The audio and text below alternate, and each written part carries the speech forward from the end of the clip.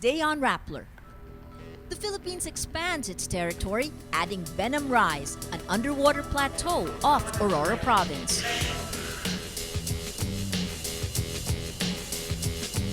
U.S. President Barack Obama tells troops in Afghanistan the time of war ends and a new era dawns.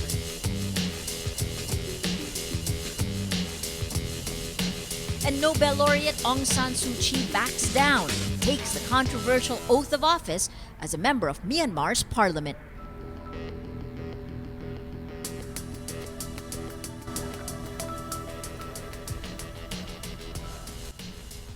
Hello, I'm Maria Ressa. Welcome to Rappler, your social news network. We at Rappler promise uncompromised journalism that hopefully inspires smart conversations and ignites a thirst for change. Well, the Philippines just expanded its territory. It now includes Benham Rise, an underwater plateau off the coast of Aurora. Benham Rise is all of 13 million hectares and is larger than Luzon. The United Nations approved the Philippines' claim to the underwater plateau. This is the Philippines' first successful validation of a territorial claim under the UN Convention on the Law of the Sea. No other country is claiming Benham Rise, unlike Scarborough Shoal or Spratly Islands. Marine law expert Jay Batongbakal says the 2,000 to 5,000 meter deep area is potentially a rich source of manganese and natural gas, but warns it has not been explored. Environment Secretary Ramon Pajes says Benham Rise is the future. He adds, "We've been saying this in the past. This country can provide for its own energy." Well, an international labor organization study affirms what our overseas foreign workers were saying all along. Some of the lowest wages in the world can be found in the Philippines. The Philippine average monthly wage of $279, or roughly 11,700 pesos, places the country at the bottom 3 of the 72 listed countries, just above Pakistan and Tajikistan. The world's poorest countries were not included in the study. In contrast, the highest average monthly wage is Luxembourg's, with $4,089. The ILO presented a world average monthly wage of $1,480 based on statistics per country. The statistics includes only wage earners and not the self-employed. President Barack Obama marked the anniversary of Osama bin Laden's death by slipping into Afghanistan and telling the U.S. troops there a time of war is ending for the United States. This time of war began in Afghanistan, and this is where it will end. With faith in each other and our eyes fixed on the future, let us finish the work at hand and forge a just and lasting peace. Yet here, in the pre-dawn darkness of Afghanistan, we can see the light of a new day on the horizon. Earlier, Obama promised to wind down costly and unpopular wars in Iraq and Afghanistan. His visit comes just 4 days before 2 big campaign rallies kick off his re-election bid. Obama pledged support for Afghanistan for 10 years after the withdrawal of the last American soldiers at the end of 2014, an attempt to end U.S. involvement responsibly. Critics say that's not enough, warning a hasty pullout could repeat history. After the Soviets and Americans pulled out of Afghanistan in 1989, it created a power vacuum that gave birth to Al-Qaeda. So what happened was Afghanistan crumbled and it became a terrorist safe haven. Yes. So the same thing is likely to happen unless the international community, especially the Western nations that have the discipline and the resources, they remain committed to the security and stability of Afghanistan. A United States official confirms escaped Chinese activist Chen Guangzheng, rumored to be hiding at the U.S. Embassy in Beijing, is now at a medical facility in the city. The official says Chen will be reunited with his family. The news comes hours after Secretary of State Hillary Clinton arrived in China for talks. China now demands an apology for what it calls interference in its affairs.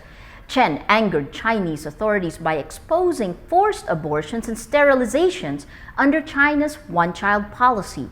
He fled house arrest last week despite round-the-clock surveillance and sought refuge in the U.S. Embassy. The 40-year-old self-taught lawyer has been blind since childhood.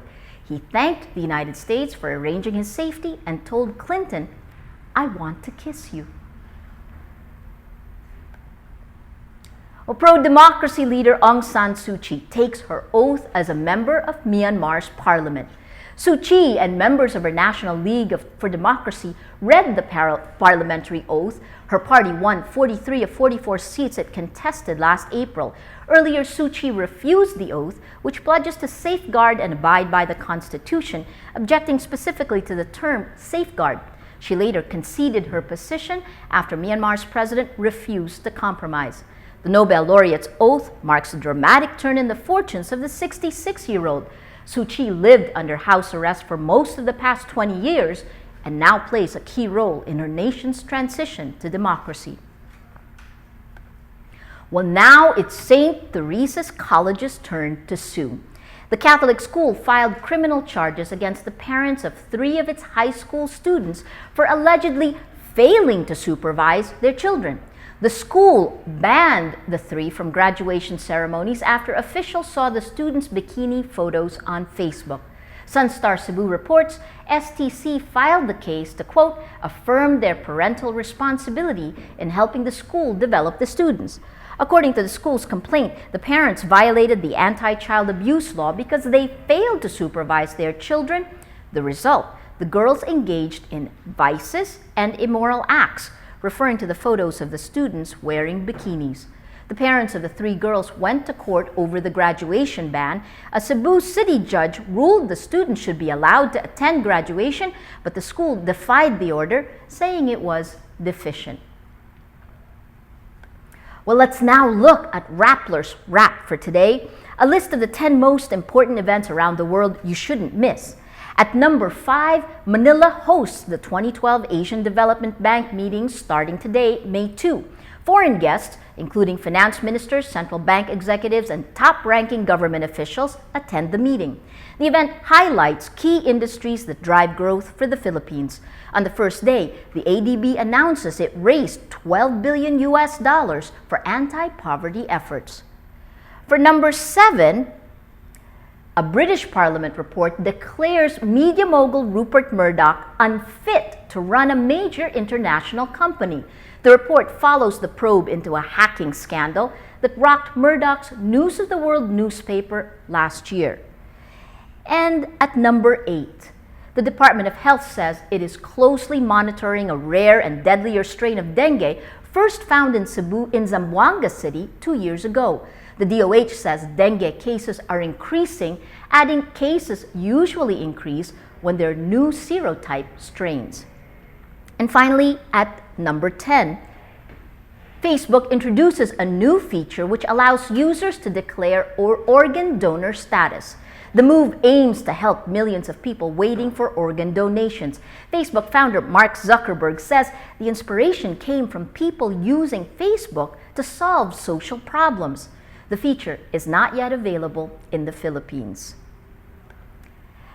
A palarong pambansa veteran, a person with disability, is now training for the London Paralympics. Roger Tapia remembers how palaro changed his life. This report from Jonathan Baldoza. From afar, Roger Tapia appears to be an ordinary athlete. He trains on the field, laughs with his teammates, and enjoys the bright sunshine. But Tapia is no ordinary athlete. He has a cleft lip, which makes it hard for him to talk, and is missing a left arm. Growing up, Tapia made sure his disability did not stop him from running.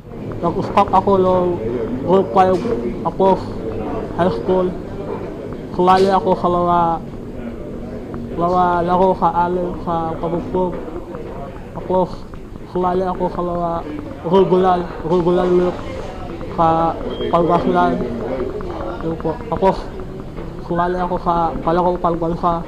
His big break came when he competed against able-bodied athletes at the 2008 Palarong Pambansa held in Palawan. Kuluha ako yung coach ko sa Ilocos, si Coach Algaya. Kuluhan niya ako dito sa Professional University para nag-atleta at nakapag-aral. Kaya nakilala ko si Coach Pedro. Saka si Coach Elma.